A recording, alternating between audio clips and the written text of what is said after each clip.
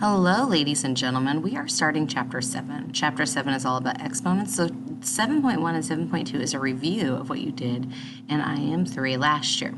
So the first thing we have here is 2 times 2 times 2 times 2 times 2 times 2. So we're going to count. So 1, 2, 3, 4, 5, 6. That would be 2 to the 6th power. Now I could use a calculator and solve that out, but at this point I don't need to. So if I have it written this way, 1, 2, 3, 4, 5, it would be 2 to the 2nd times 2 to the 3rd, which is ultimately 2 to the 5th. Make sure you have all of this written down. Now, these x's are not written out in exponential form. So we've got 2 of them and 3 of them, so a total, just like this one, a total of x to the 5th power.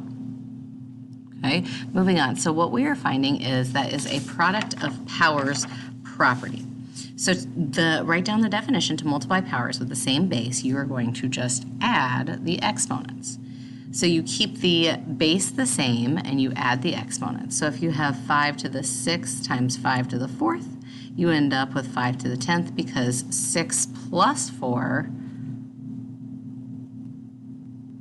equals 10. And I could write that out in long form, but I don't need to. So let's do a couple examples. So I've got 3 to the 2nd and 3 to the 5th. I add those together. I should get, try it first, 3 to the 7th. Okay, 8 to the, just 8, and then 8 to the 8th. Okay, so this one actually has an imaginary 1 here. So if I add those together, I get 8 to the 9th. Again, this one as well has an imaginary 1, and this one looks a little bit different because they're not written next to each other. But notice that the -2 is in parentheses. That's important. So I get -2 to the 4th. Well, I don't know why there's 2 there. And that actually should be kept in parentheses for you.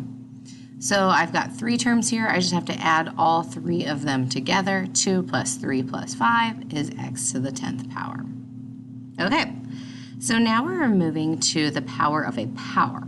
So notice it's an exponent and then another exponent. In this case, we are going to multiply the exponents together. So when I do that, I get 3 to the 8th power. What that looks like is 3 times 3 times 3 times 3. That's my first one.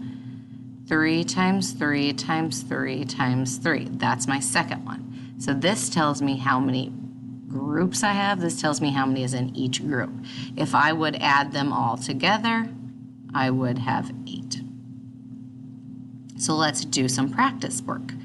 So I have 5 times 3, which is 15. Keep my base the same. -4, keep my base the same. Those are brackets just so that you don't get confused. So 2 times 6 is 12. Again, should be in parentheses here. Next one is 3 times 9, which is 27. And this one's a little bit tricky, but we're just going to leave the base the same. This will get you as we get into quadratic equations in like chapter 9 and 10. That's what we're going to work with more. So we're just going to leave the base the same, and we're going to take our 4 times 3 and get 12. All right. Moving on, now we have a power of a product. So in this case, we're going to find the power of each factor, and then we're going to multiply. Okay, so what that looks like is I'm basically distributing. So instead of the number out front, the number is behind. So I would just distribute to each one. Now, I can do 13 to the 5th power, I could do 21 to the 5th power, but they're going to give me astronomically huge numbers. And I don't need to write out numbers that big. So I'm just going to leave it as 13 to the 5th times 21 to the 5th. I can't combine those because the base is not the same. So I'd actually have to multiply them all out in order to get my answer. So let's do a little practice.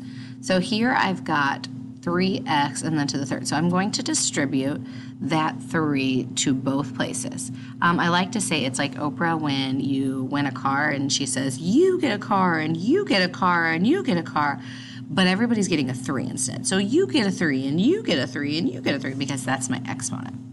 So here I've got 3 to the 3rd and then x to the 3rd. Now I can solve 3 to the 3rd. That is actually 27. So that makes things a lot easier. So when I do the next one, again, we're going to say you get a 2, and you get a 2, and you get a 2, because everything inside that parentheses is a different number that we're talking about. So I've got 4 to the second, m to the second, n to the second. Well, I can do 4 to the second. That's an easy one, which is 16 m squared n squared. Okay, so be careful with the next one, because the first part is not in parentheses. I don't have to distribute at all. The second part I do have to distribute, so we're going to do that part first. Okay, so I've got 2p squared times 3 to the second, and then p actually becomes to the 10th. Since there's already a 5 there, it's a power to a power, so I multiply. Okay, so now I'm going to go through and I'm going to say, well, I know I can work with my 2, and 3 squared is actually 9. So if I take my numbers, 2 times 9 is 18, and then I've got a total of how many p's? Well, 2 times 9 is 18, and there's a total of 12 p's there. Okay, moving on, if I do the next one, I have to distribute my 3's out. So you get a 3, and you get a 3, and you get a 3. And I also have to distribute my 2. So you get a 2, and you get a 2. So I'm going to get 5 to the 3rd, m to the 6th, because there's already a 2 there, and n to the 3rd. Then I'm going to distribute my 2 out, so I get m to the 2nd, and then n is going to be to the 8th, since there's already 4 there. So then I have to go through, and if you're a color coordinating person, I like to highlight if I can. And so I'll find a different color here, and then those go together. And then 5 to the 3rd, I can solve that one. So I've got 125. There's a total of 8 m's, and then there's a total of 11 n's. Okay, go ahead and turn the page, because now we're going to talk about the division. So when we multiplied, we added basically our exponent, or multiplied our exponent. So when we're doing division, we're going to subtract. So you could solve this out, and we could work everything out, and I know that 2 to the 3rd power is 2 times 2 times 2, which is actually going to give me 8. So that would be 8 over 2, which would equal 4, which is actually 2 squared. Okay, so it's the same thing. If I write it out in long ways, so I've got 7m's over 4m's, what's happening is whenever I have the same over the same on the top as I do the bottom, I can cancel things out. So I can only cancel out what I have, but then I've got 2 and 1 left. So I've got m to the 3rd power. If we add when we multiply, then we're actually going to subtract when we divide. So here we go. To divide powers with the same base, you're going to subtract the exponents. Again, my base is going to stay the same, and then I just have to subtract the 2. So 7 minus 3 is 4. Now, that's one I can solve. So I do 3 to the 4th power, which would look like this. So it would be 3 times 3 times 3 times 3. Well, 3 times 3 is 9. Times 3 times 3, so 9 times 3 is 27, times 3 is going to be 81. And yes, you can use a calculator, absolutely. There's a little button on your calculator that's X to the Y. You're going to want to find that button, because I'll tell you about how to do that in class, but you're going to want to make sure that you use that button so you're not doing 3 times 3 times 3 times 3 times 3 in the calculator. That takes too long. So let's do some practice. Keep my base the same, so I have my base of 8. 10 minus 4 is 6. Keep my base the same, so I've got a base of negative 3. 9 minus 5 is 4. Again, that 3 should be in parentheses. Now, this one gets a little tricky because I've got 2 steps I need to do. I want to solve what's on the top first, which would be 5 to the 10th over 5 to the 5th. Now I can subtract, and I get 5 to the 5th power. Again, I could solve that one, but they get too messy. Okay, so this one we need to multiply. It's basically a fraction, so I'm going to multiply straight across. So I get x to the 7th over x to the 4th. Well, I can still simplify because I have 2 of the same variable. Anytime you have 2 of the same variable, you can simplify. So 7 minus 4 gives me x to the 3rd. Okay, so then there's sometimes when you have a quotient and your number that is on the outside. So before our Oprah thing where you get a 3 and you get a 3, we're going to do the same thing. So to find a power of a numerator and a denominator, then you divide.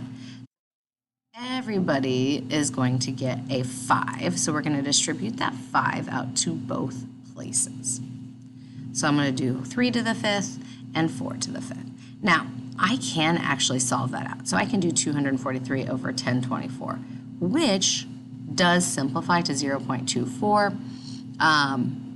We're flexible with what we take. If you want to just leave it as exponents, that's fine, but when we're trying to solve bigger numbers and to simplify, you might have to reduce it down. All right, so let's distribute my 3 to both places. So the x gets a 3 and the y gets a 3. Hopefully you can see that. Okay, and the next one is the x gets a 2, but there's already a 2 there, so in that case we have to multiply.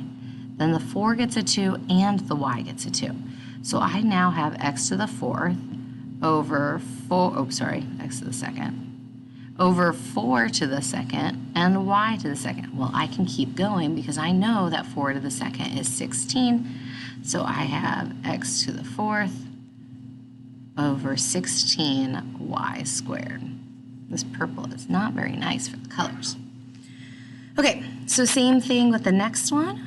I'm going to go 2 to the 4th, m to the 20th, 3 to the 4th, and n to the, 36? So 2 to the 4th, m to the 20th, 3 to the 4th, n to the 36.